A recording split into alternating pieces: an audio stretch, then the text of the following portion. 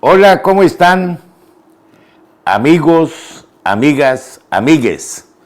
Hoy estamos grabando este programa el 1 de mayo, el Día del Trabajo.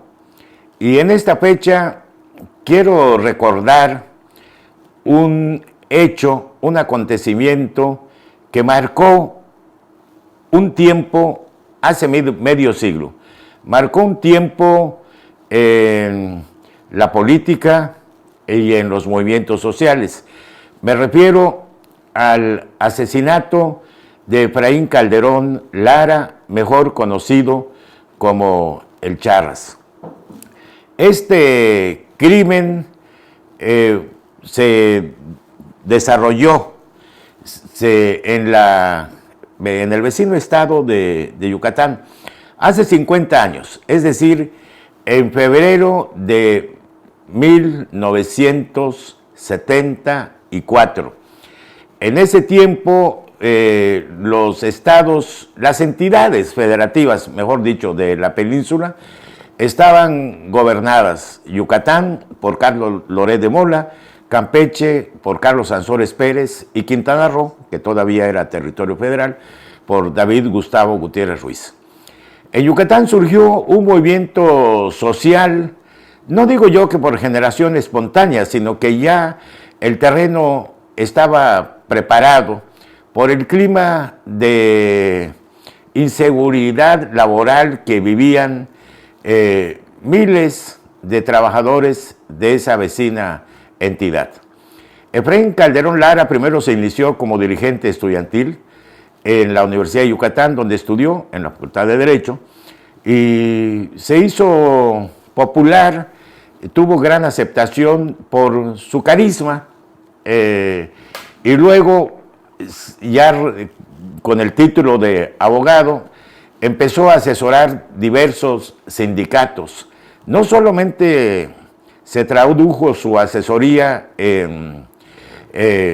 en este sentido a los sindicatos, sino que muchos trabajadores lo vieron como un líder, como un líder de ellos. Y hubo un movimiento, un sindicalismo, dio esto origen a un sindicalismo independiente, único en la península y también, diría yo, en el país. Decenas de sindicatos se acogieron al liderazgo de Efraín Calderón Lara y a su asesoría legal para defender sus derechos laborales: mayor incremento de salarios, vacaciones, en fin, todos los derechos que estaban consignados en la ley, pero que se les escamoteaban. Esto ocasionó preocupación en los sectores empresariales de Yucatán y también, como no, en el sector político. ¿Esto cómo se tradujo? Se tradujo en que, pues, de repente surgió un líder social que los sectores tradicionales no esperaban. El 13 de febrero de 1974, Efraín Calderón Lara fue secuestrado en la ciudad de Mérida. Esto generó protestas, huelgas, manifestaciones, exigiendo su aparición. Apareció pero muerto. Una semana después, en las selvas de Quintana Roo, en las cercanías de Felipe Carrillo Puerto. Una tarde me llamó el delegado de gobierno en Carrillo Puerto, mi amigo Sebastián Estrella Polio, era director de un periódico semanal que se editaba en la ciudad de Chetumal, La Verdad de Quintana Roo, y me dijo: ya apareció el cadáver del Charras. Y le pregunté: ¿cómo lo sabes? ¿Dónde apareció?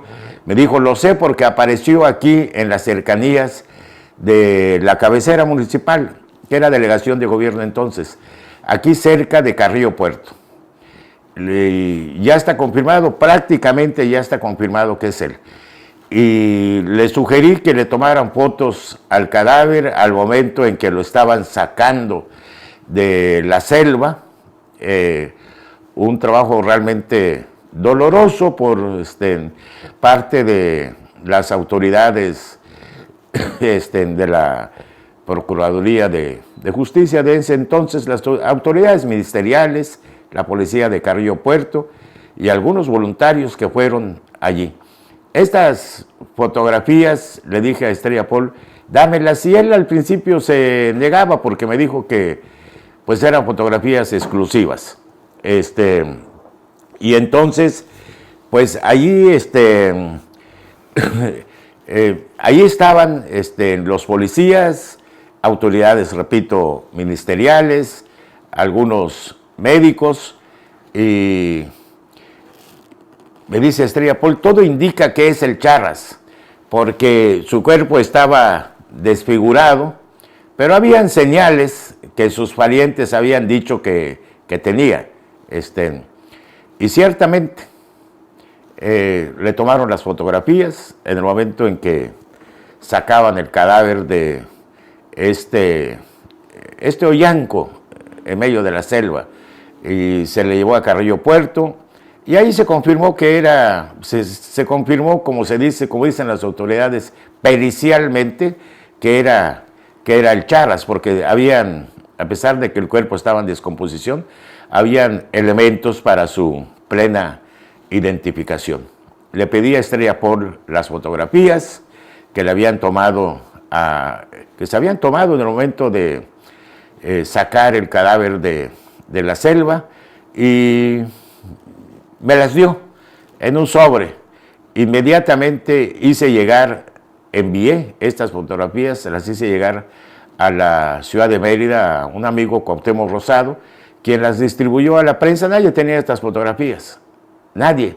Tenían las fotografías ya cuando estaba el cadáver sujeto a un análisis, a la autopsia de ley en la ciudad de Carrillo Puerto, en el pequeño hospital de entonces, y empezaron a llegar algunos fotógrafos de la ciudad de Mérida, pero ya muy tarde. Esto apareció creo que a las 2 de la tarde, por ahí de las 6, 7 de la noche, ya había corrido la voz, empezaron a llegar. Yo en ese momento yo ya había enviado las fotografías a la ciudad de Mérida, donde llegaron alrededor de las 9 de la noche, y fueron distribuidos a la prensa de entonces, al Diario de Yucatán, al Novedades, que ya existía, y a otros dirigentes políticos. Causó esto conmoción de ver cómo estaba realmente, causó conmoción y dolor de ver el cadáver carcomido por allá en la selva, ya en un estado de descomposición. Esta es una historia que tiene ya 50 años, medio siglo, y permanece vivo el liderazgo de Efraín Calderón Lara, porque hacen falta líderes como él. Han pasado muchas cosas a lo largo de los 50 años. En Chetumal, como aquí se encontró el cadáver, fue sujeto a proceso el autor material, y pues la verdad es que nunca se dio con lo más importante, los autores intelectuales. En fin, recordar, creo que este hecho tiene cierta relevancia. Muchas gracias. Esta es una pequeña etapa de la vida política que ha vivido la península, y donde Quintana Roo tuvo algo que ver. Aquí apareció en este estado el cadáver, y donde yo pues tuve de manera fortuita un papel como testigo de este lamentable hecho. Muchas gracias. Denos sus comentarios, denos likes, compártanlo, y pues muchas gracias, y nos vemos aquí la próxima semana, si Julio César Silva y el destino lo permiten. Muchas gracias de nuevo.